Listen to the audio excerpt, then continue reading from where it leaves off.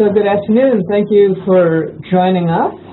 It is now 2 o'clock, so we're going to get started. My name is Chris Fasciola, and I'm a regulatory specialist in the Office of Translational Alliances and Coordination in the Heart, Lung, and Blood Institute. We are the hosts of the NHLBI Small Biz Hangout series. And today's event, Patent Litigation, Basics, Defense, and Offense, Part 2, is going to be delivered by our intellectual property advisor, Dr. Gautam Prakash, and John Shu, a partner at Schiff Harden, LLP. The NHLBI Small Biz Hangouts were developed for the purpose of providing information to biomedical innovators, and they are meant to be interactive. And so what we'd like to do is to encourage you, if you're having any problems hearing us, seeing us, accessing the webinar, to please reach out to the appropriate authority. So if you are having trouble connecting generally, please do go back to your invitation and click that link for WebEx support to attend the conference. And if you have any questions throughout the event, you can put them into your chat box.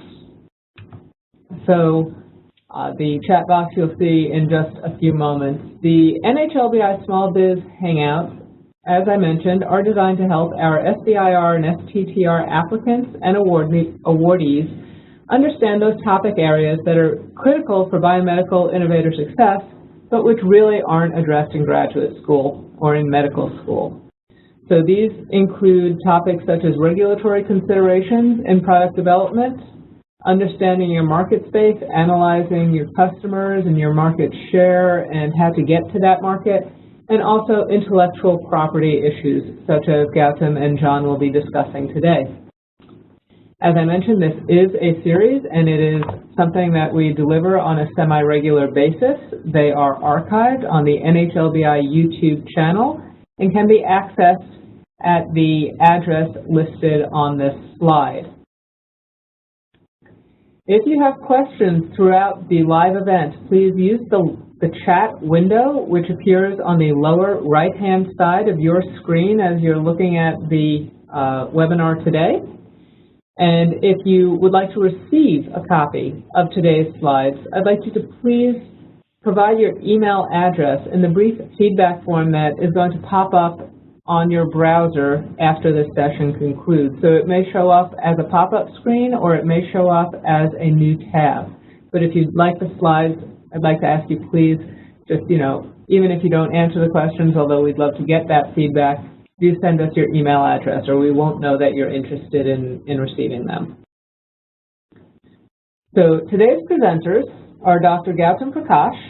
Gautam has over 13 years of experience as both a patent attorney and a patent examiner at the USPTO. He has both submitted and evaluated patent applications. He's got a really good set of experience there to share with you.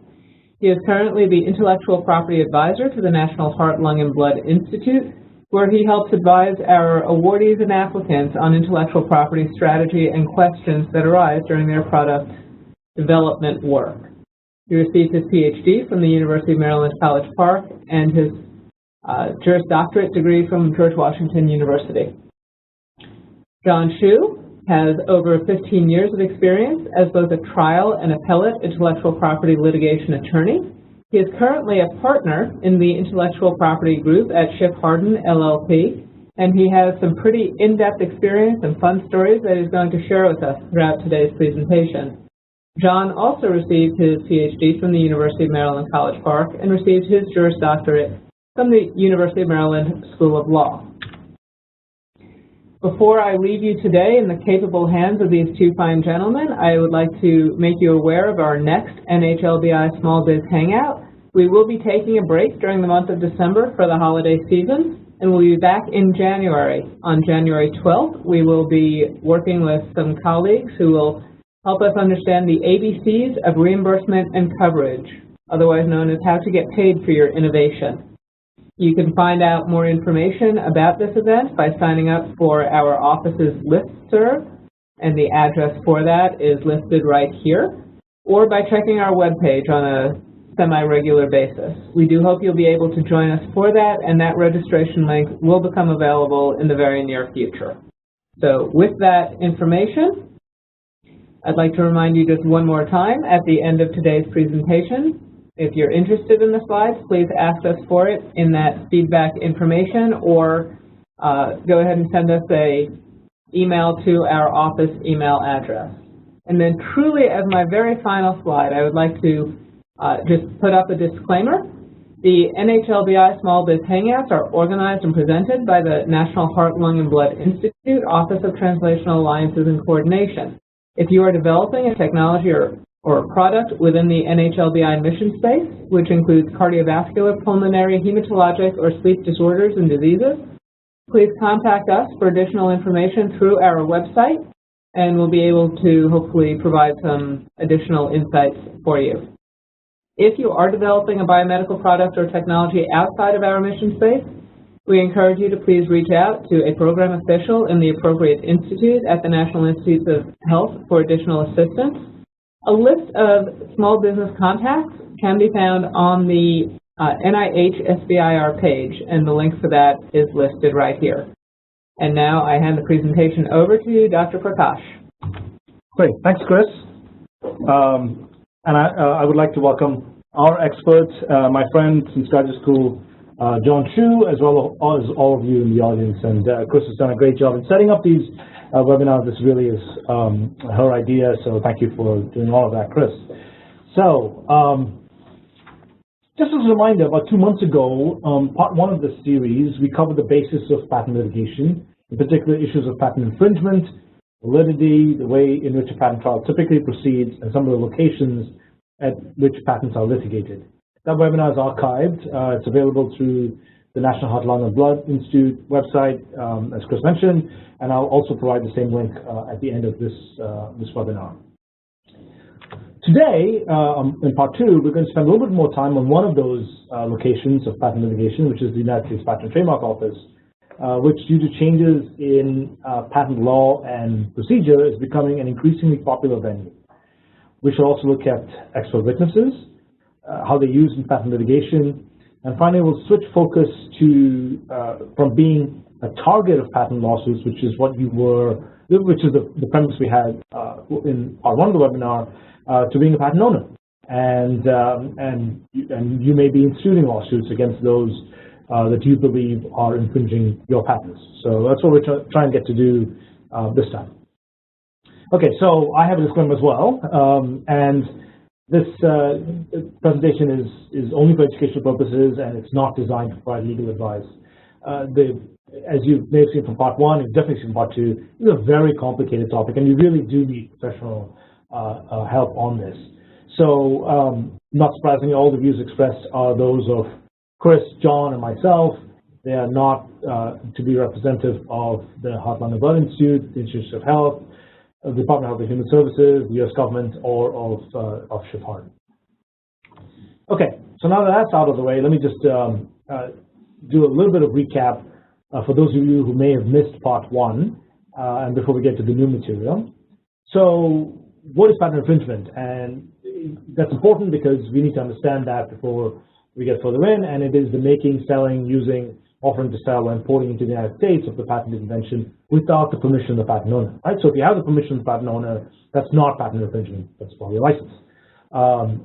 So also, another important point is, in order to infringe a patent, the accused must perform each and every element of one or more of its claims, right? So claims have elements, we talked about that the last time, and it's kind of important to understand that in order to infringe, you need to either actively infringe each element of the claim or make somebody else do it for you.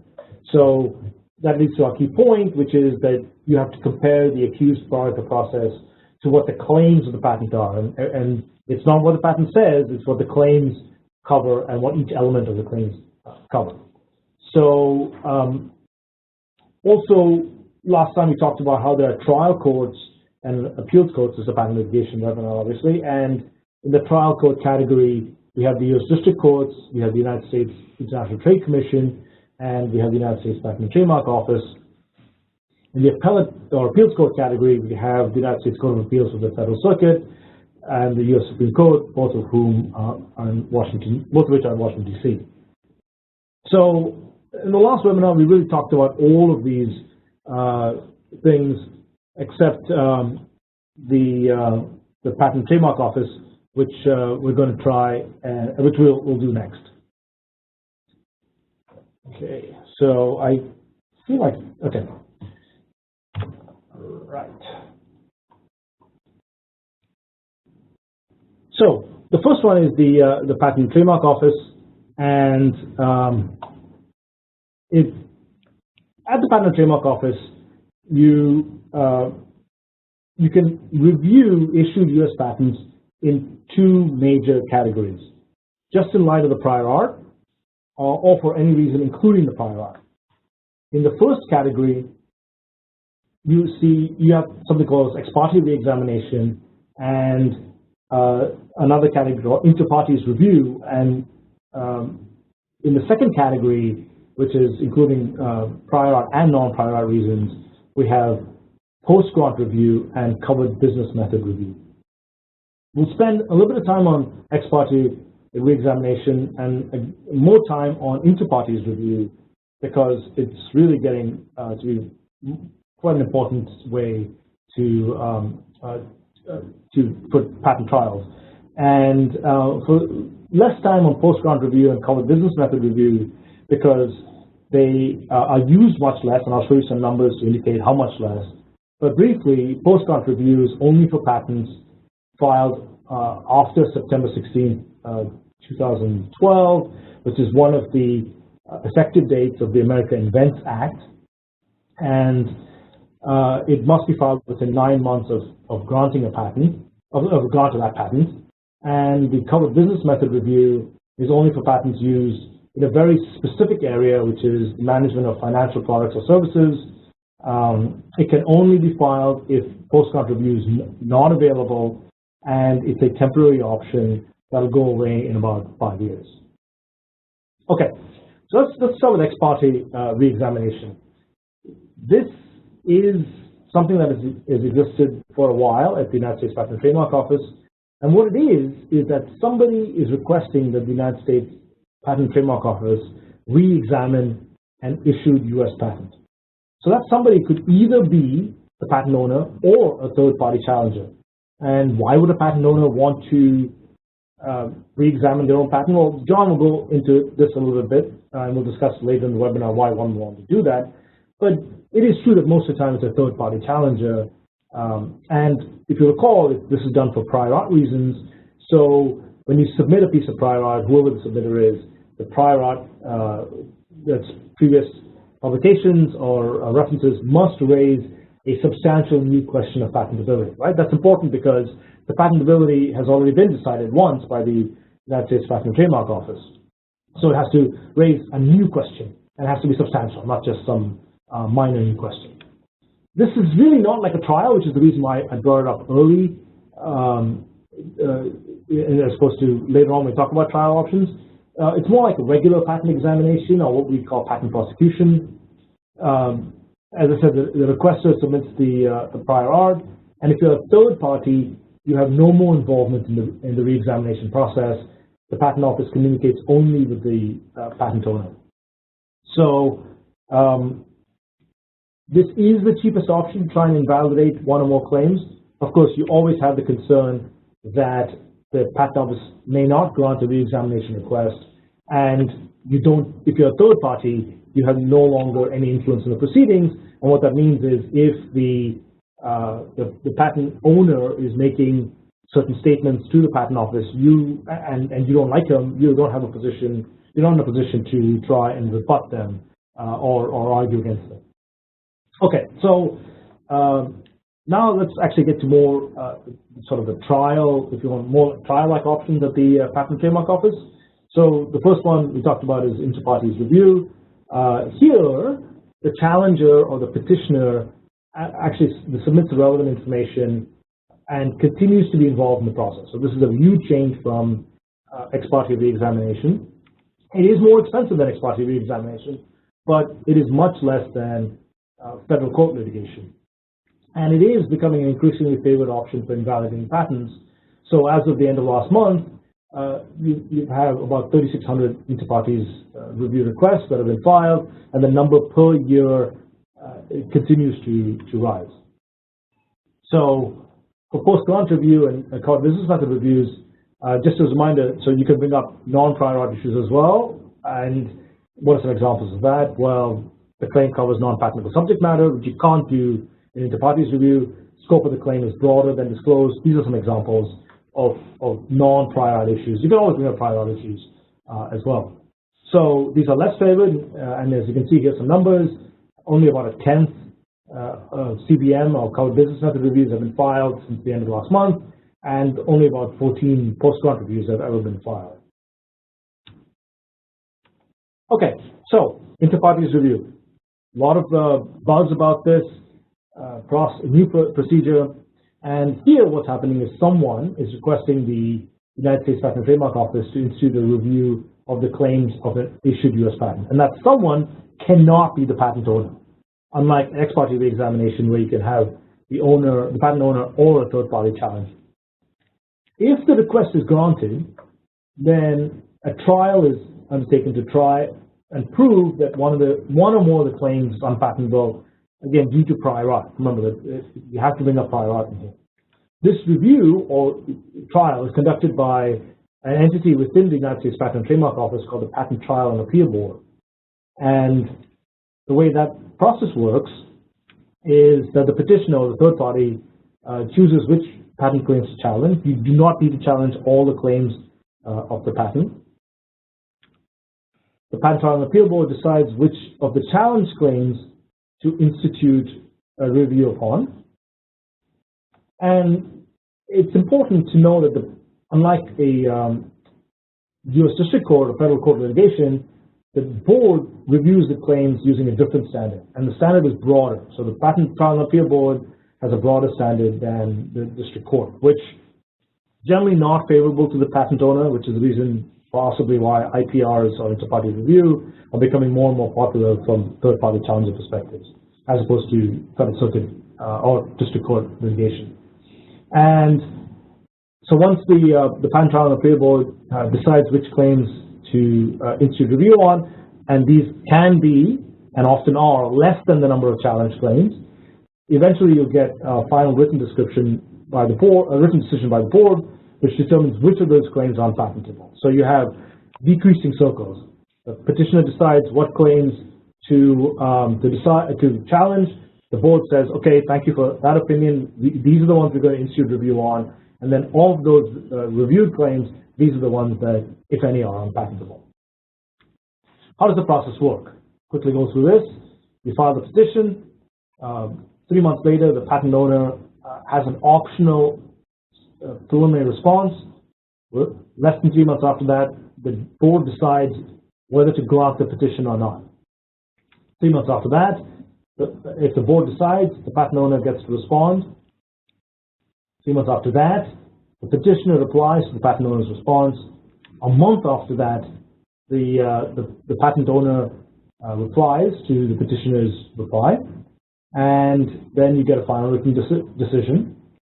If an oral hearing is requested, it occurs at some point before the final written decision. So, between the time that the Patent Trial and Appeal Board decides on the petition and grants it to the final written decision is 12 months. The board may request an additional 6 more months to finalize the decision, but that's it. It goes by fast. Between 12 to 18 months, it's over. Discovery is very, very limited in this situation. You have 2 time periods for the patent owner to get documents and other things, and we'll talk about what those might be. One between the decision, once the patent board has decided to grant the IPR and the patent owner's response, and another month between the petitioner's response and the patent owner's reply. The petitioner only gets the 3 months there between the patent owner's response and the patent owner's reply. How much does this cost? Always a good question.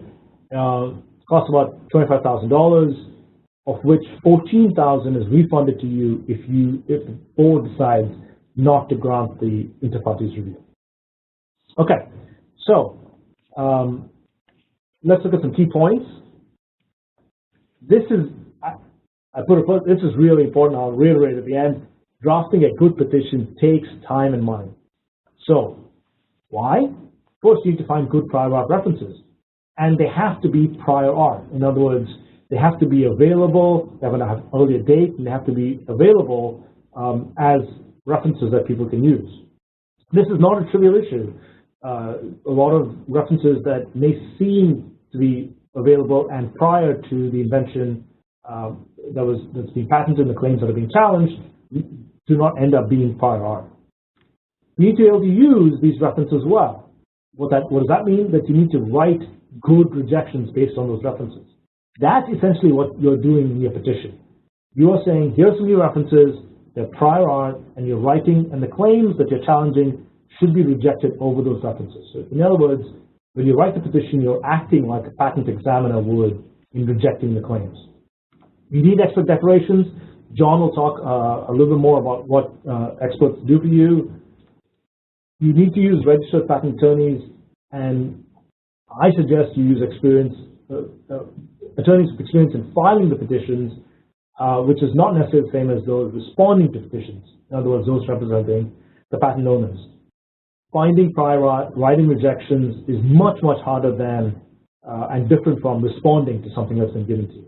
So if you want to write a good petition, you really do need people who know how to do this. Costs about, time takes about 3 months. It costs about $100,000. Again, don't shortchange yourself, because if you draft a poor petition, it'll waste time, money, it could be rejected, but even if it's accepted by the court, then or the board, and the board finds that the arguments weren't that great, the references that's used aren't particularly persuasive, you will be stopped, actually is the correct word, from using those references and arguments in future petitions against that patent. So you could only get one shot, and you do want to be able to use that option in the best way possible. So I'm going to pause at this point to see if there are any questions that have come in, and please, as Chris mentioned, please do send in your questions, and we're happy to answer them. So John, actually, this is more a question for you. One question has come in. How is the discovery in inter partes review different from that in the federal courts? I said they're different, and this is really your area of expertise. Yeah, it's much more limited. In federal courts, you have a wide range of what you're able to discover, and there's a lot of documents that get exchanged, collected and exchanged, and then there's it could be numerous depositions. While in inter partes review, discovery is very limited. You get to take depositions of people who submitted declarations, but beyond that, it's unlikely you'll get to take any more depositions. And then documents, not many documents are exchanged. You can ask the board for limited discovery, but that's not always going to be granted. So part of the point of an IPR is that it is a less expensive forum, and that's a big reason why this discovery is much more limited in IPR. Oh, great. Okay. Thank you, John. Here's another one. In federal courts, I think you discussed this last time, you actually need to be, or it's pretty obvious to us, that you need to be sued, or somebody needs to be threatening you with a lawsuit in order to do something. Here, do you need to actually be the recipient of some kind of demand letter, which we talked about last time, in order to institute an IPR or inter partes review on a patent? No, that's typically in the courts called standing. So you have a right, you're going to be harmed in some way, so you have standing to challenge the patent. In an IPR, you don't need that. The board actually just recently decided a situation where a hedge fund manager was submitting petitions, and they were being challenged, and the board said that hedge fund manager had a right to submit petitions in IPRs. So that situation is different than in federal court. So, John, this seems like a bit unfair to the patent owner. Can you give us a sense of what the board or the courts are thinking when it comes to broadening out the standing requirement that you don't even have to be threatened with a lawsuit? What's the rationale behind that?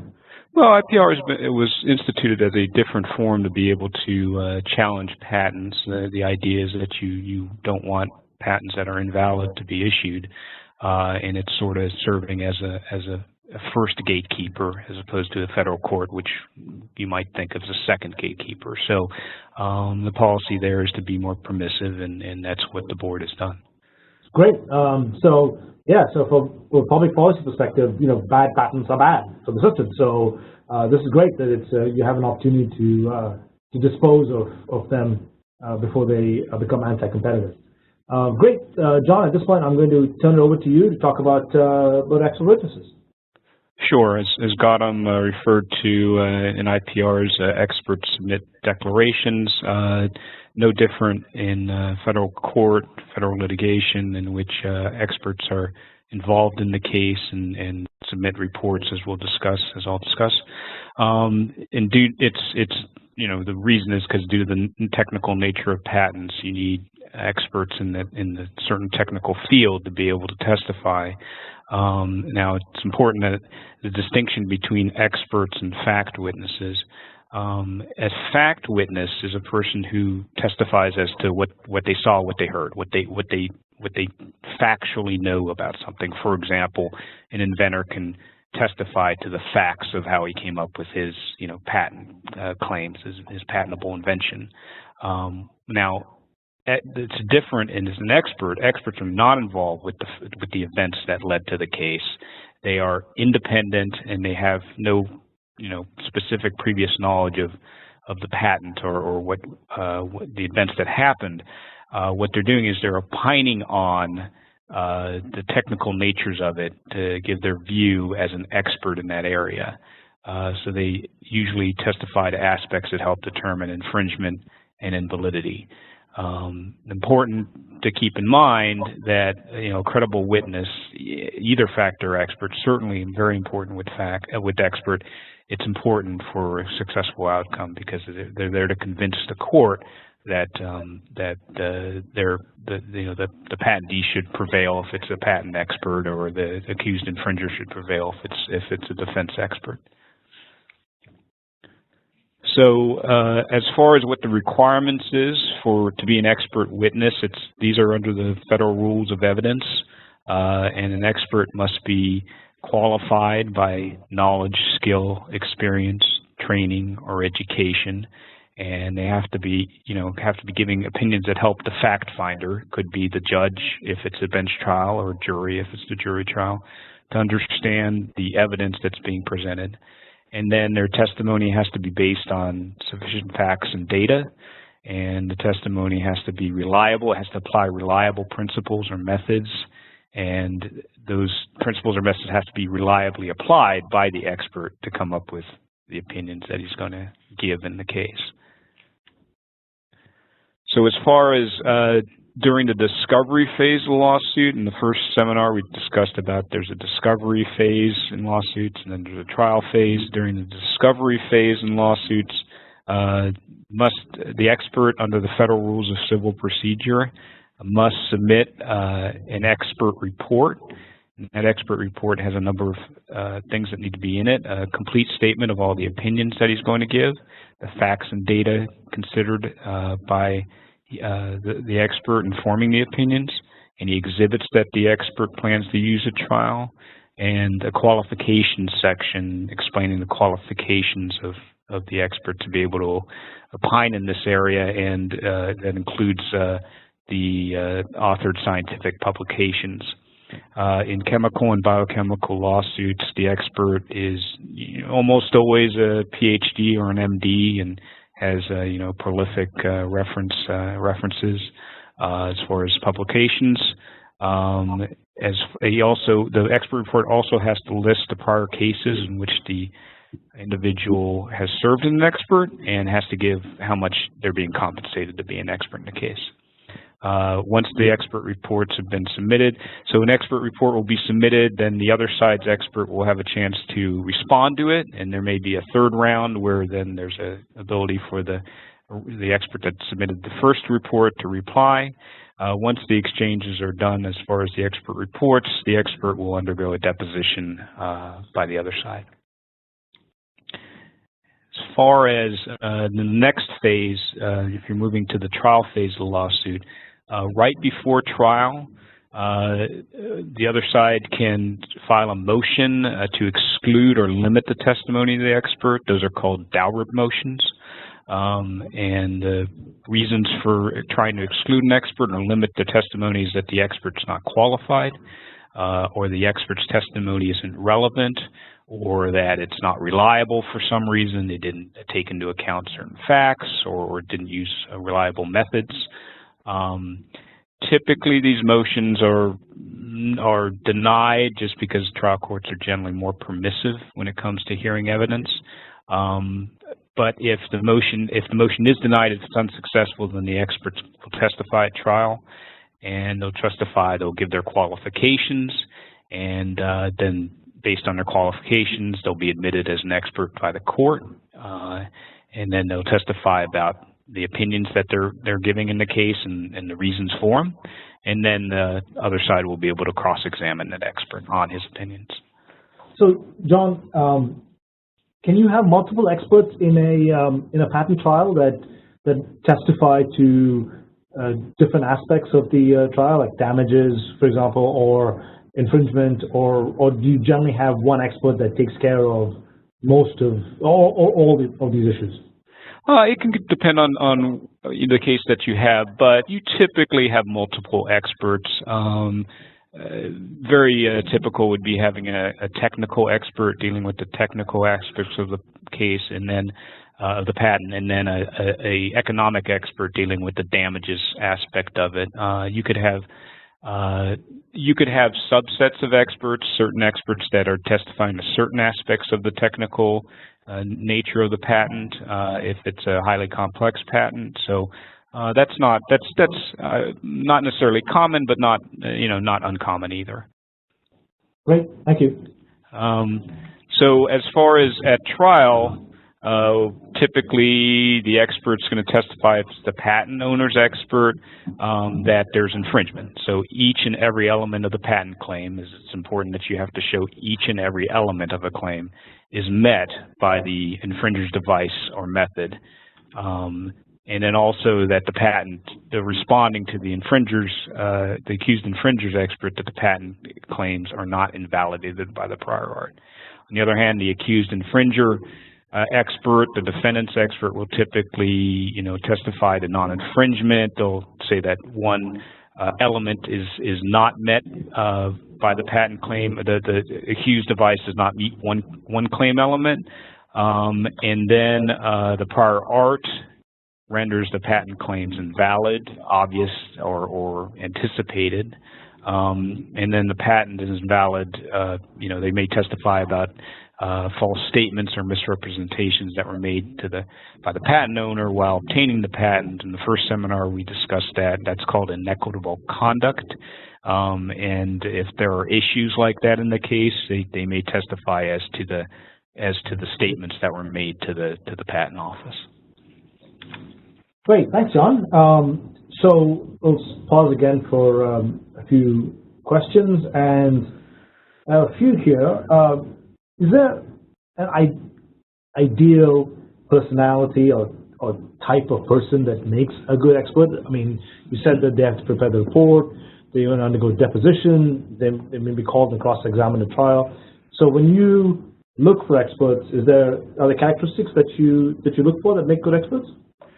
It's hard to have one size fits all expert situation, but generally you're looking for a person who has a fair amount of experience, so a person who's been in their field for a number of years or decades, a person who might be well known in that field or area, and then another thing that is a nice feature is to have a person who's had experience giving testimony, so that they're more comfortable under a courtroom situation, deposition. So those are things that you may look for. But again, there's no one size fits all.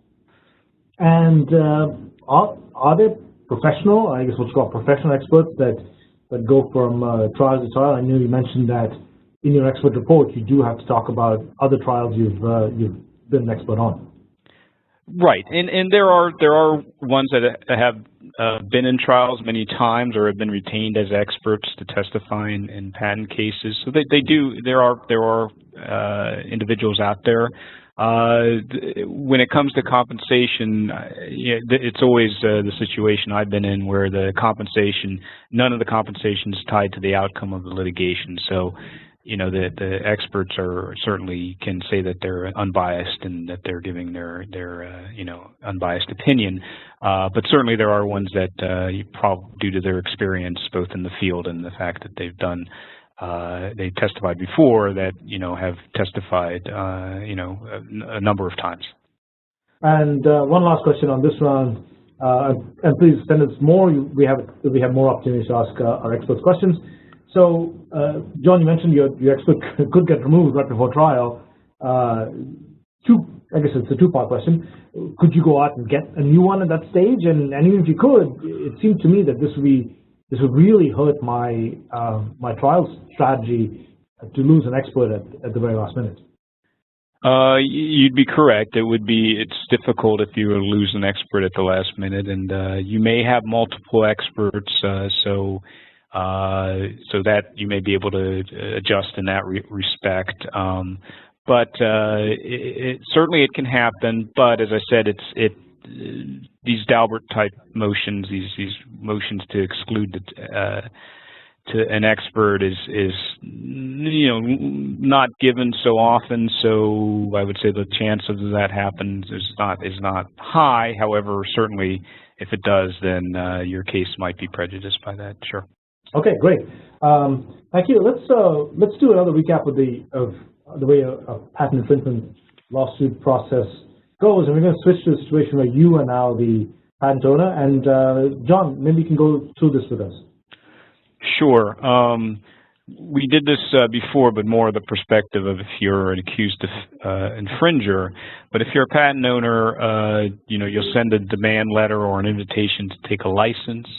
The accused infringer, can agree with the terms in principle and then negotiate a license with the patentee or stop doing what they're doing, or change their design. That's called a design around, and maybe design around the patent claims. If they don't agree, they can get an opinion basically that they're either not infringing their accused device and or the patent's invalid. If depending on if it's successful, if it is successful, then there is you would not have any infringement. Either you have a license or you've stopped the activity, or the patent's invalid, or you're not infringing. If you're not, then there would be a finding of infringement. Great. And then I presume that you probably, before you start running around suing people, you would like to do some due diligence as the owner. So maybe you can talk a little bit about this, John. Sure. Yeah, it's typical that you would do some due diligence. You conduct due diligence on the patents that you own. You obtain the records like lab notebooks and discussing the situation with the inventors to support, how the invention was developed. You beginning interviewing experts as they are important in cases. You can begin developing secondary consideration arguments such as the prior art taught away from your invention, or that there was a long felt need for the invention. You can consider filing an ex parte reexamination request. Gautam spoke about ex parte reexaminations in the first part of the webinar, but if you have prior art that you'd like to get in front of the patent office and basically show that it's valid in view of the prior art to give your patent more strength, that can be done during an ex parte reexamination request. And a couple of things that Gautam will discuss in the next slides. You can consider filing a supplemental examination request, or you can consider filing a reissue application to narrow the claims, and then if you still have pending applications, you can obtain more patents, multiple patents on different aspects to give you some more protection and be able to assert more. And even if some of the claims are found invalid ultimately by a trial, others may survive, and you may have sufficient protection from them. All right, thanks, John. So I'll just add just two more points to what John mentioned. With respect to the ex parte reexamination request as a patent owner, if you file it with a piece of prior art or several pieces of prior art, and you tell the Patent and Trademark Office, I think these, in my opinion, these might raise a substantial new question of patentability. If the Patent Office could disagree, they could say, they look at the references and it does not raise substantial new question of patentability. Remember, it has to be new question and it has to be substantial. So the Patent Office could decide that the prior art that you submitted does not raise those, and if you're the patent owner, that's great, because essentially you've gotten the Patent Office to say that that this art is not does not invalidate your claim. So this is something that helps you if you go into litigation, because if you know that art is going to be brought up by a third party. And the last bullet point, as John mentioned, multiple patent or pending applications are good. This is what we call a patent portfolio. We talked about this in the first part of the first intellectual property webinar that we did on April 14th, several months ago now. So you do want to build, if possible, a portfolio of patents, because this is a good reason. It's difficult to and expensive to file IPRs or litigation on all these patents. So a lot of them might well come through unscathed, and that's a good thing for you. Okay, so one thing that John mentioned was supplemental examination, and this is a new procedure, and unlike inter partes review, this may only be requested by the patent owner. So to recap, ex parte could be the patent owner or a third party. Inter partes review can only be a third party. This one is now only for the patent owner. And you can submit information that's more than just prior art. And unlike an ex parte re-examination request, the information need not raise a substantial new question of patentability. So, but just to step back from it, you just can't submit the information and leave it at that. What you need to do is to provide a detailed explanation as to how and why each item submitted is relevant and how it's applied to the claims that you're requesting the supplemental examination upon.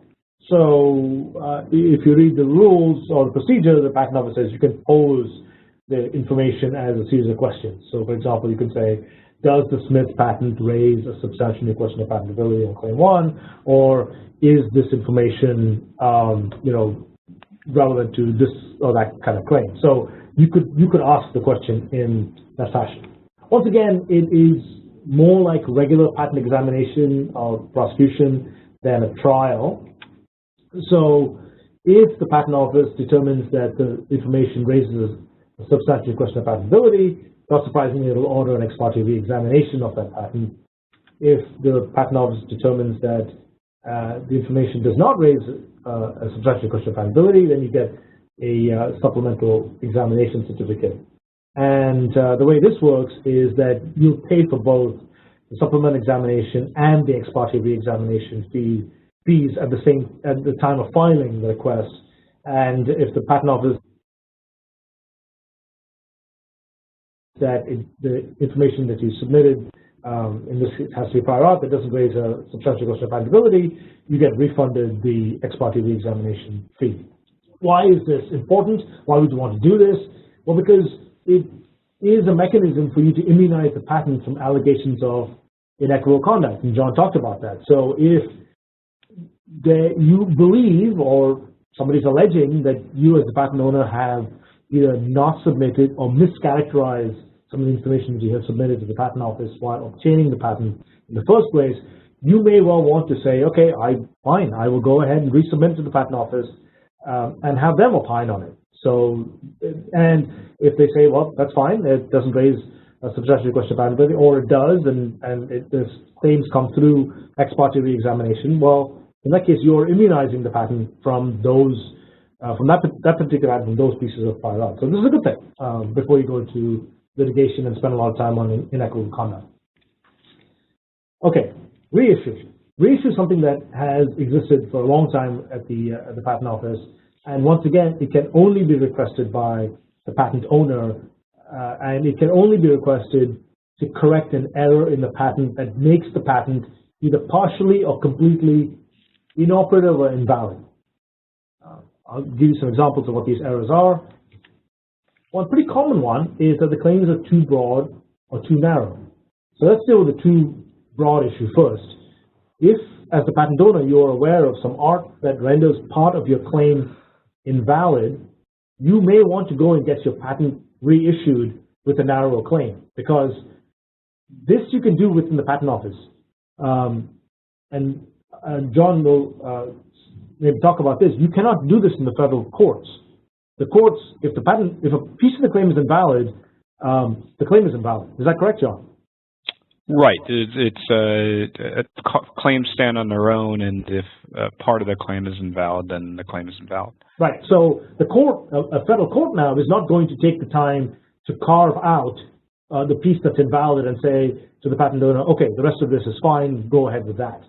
The patent office will do that for you. So if you find a piece of prior art and it renders a piece of the claim invalid, one of the elements, for example, you can add a different element or change the element and narrow the claim. You could also broaden the claim. This is a little more unusual, but if you realize that you claimed less than you thought you deserved, you could broaden the claim out. The key point here is that you can only file a broadening reissue within 2 years of the issue date of the patent. Here's some other reasons why you may want to request a reissue. The disclosure or the stuff that you've mentioned that are not the claims is somehow inaccurate. The inventorship is wrong. You claimed wrong priority. Either you didn't claim something that you should have claimed in terms of an earlier filing date, or you claimed an earlier filing date when the earlier application doesn't support it. These are the kinds of things that you can fix. Much more expensive to fix in litigation in the district court, so you, or maybe unfixable. So you do want to get these sorted out at the patent office if at all possible. Once again, it's like regular patent examination or prosecution. Again, you can't just say a vague statement of there's some errors, please patent office, go and figure out what it is. No, you can't do that. You have to identify at least one error. You can talk about more, and specifically say what they are, and in your reissue application. And not surprisingly, I suppose, you can't go back and get subject matter that you gave up while you're trying to get the original patent. So how does this happen? Well, the examiner cites some prior art against you, and you say, okay, fine, I'll amend the claim to get around that prior art, and then in reissue you say, oh, well, maybe I can just go and get that stuff back. That you can't do. So when you file a request, this doctrine against recapture, as they call it, is an important issue, and you don't want to do that. Okay, so we've talked about inter partes review a lot.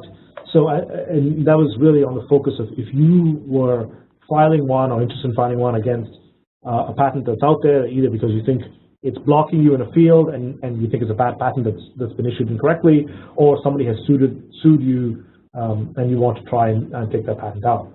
Now, what if you're the patent owner and somebody files an inter partes request petition against you? What can you do? Well, the first thing you can do is you can challenge the date and availability of the references that is used by the petitioner. So I know I didn't give you any examples, but finding the actual date that something was available and how much it was available and how people could find it, these are actually quite difficult issues because most of the time the dates are not clear from the document itself. Obviously, if you find something 10 years before, it's not an issue, but usually some of these publications, they could be abstracts, they could be some excerpts from somewhere. The date of public availability is typically not on it, so you could challenge those dates. And essentially what you're saying is, this is not prior art. Okay, another thing you could do is you could argue that these references and the arguments that the petitioner is citing are the same or substantially the same as those already at the patent office. And when the original patent was granted. So here your argument is, there's really no need for the Patent Office to review the claims because it's already been done. The art's been considered, arguments have been considered, and the claims were found valid over those. So that's certainly a valid argument to make. Here, once again, you could consider filing a motion to amend the claims. So you see the prior art, you think to yourself, well, I probably don't want to fight this. Maybe I'll amend around that piece, and maybe there are other claims that I can say. Okay, you could try and do that. You would typically file a motion to amend. You can only file a motion to amend when your patent owner responds to during the patent owner's response period, and you have to talk to the board about that. The petitioner can oppose it and elect to go through with the trial because they may have other interests. As John pointed out, there are people who are in the stock market who might have interest in challenging this patent, and they're not interested in whether their device does or doesn't infringe a claim. So they may say, I want this patent out because I'm shorting the stock, for example, and so they could oppose it. So here is also a key point, and you cannot, if you're the patent owner and you have sued somebody on a patent, as infringing a patent, they cannot then turn around and file an inter partes review against you if it's been more than 1 year. So I didn't say that as well because this is really John's area of expertise more than mine. So John, maybe you want to opine a bit on this, and maybe you could talk about when that year date stops. Right. That is a requirement, and it's a little unclear because it hasn't been fully vetted through the court system. But the date is 1 year, or at least the PTAB has indicated that the date is 1 year from the service of the complaint. So the complaint is filed in federal court, and then it needs to get served afterwards to the party that you sued. And so that 1 year date is considered to be the date 1 year after you've been served with the complaint. So just to clarify, John, this is not this demand letter or request for license that we talked about. It's more than that, correct? Correct. It's an actual filing and serving of a complaint in the federal district court. Okay, great. So again, I'm not expecting to read all of these, but these are some of the links that you have for posterity. I've changed some of the ones from part 1, and I've included more relevant ones for part 2. In here, there's links for the inter partes review, post-grant review, covered business method review, ex parte reexamination, reissue, and supplemental examination. And I've also put a link in here for the fees that the Patent Office charges for various of these procedures. I end with how to contact us. So here are several ways to do so. You can also access previous small biz webinars through our website, and that link is here. They're all excellent. Dr. Chris Tassiello, who introduced this webinar, has put together wonderful webinars about how to deal with the FDA and that regulatory aspect of it.